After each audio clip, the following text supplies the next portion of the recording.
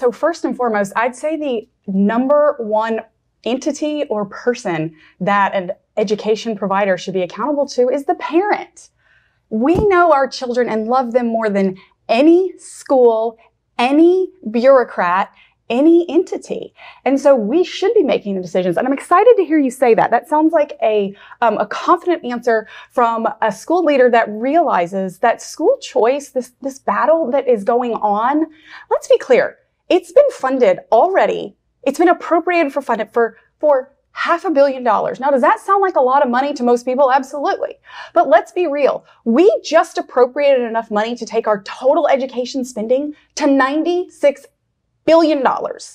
It's less than 1% of this. What we are talking about is empowering parents, those parents that need another choice. Those parents whose child is being underserved, if you're one of the 75% of kids in 8th grade that can't do math. If your school has not provided the quality education, if they have not provided transparency into what's being taught and why, if you are a true believer in freedom and the power of people to choose, then you would support empowering parents with school choice. And to your question about funding, should public dollars go to private schools? They already do. Have we talked about the Pell Grant? Have we talked about the other scholarships that we give to kids to go to private schools, SMU, Baylor, whatever? Have we talked about the Head Start program that gives private dollars to schools? This is just a battle because it's about control.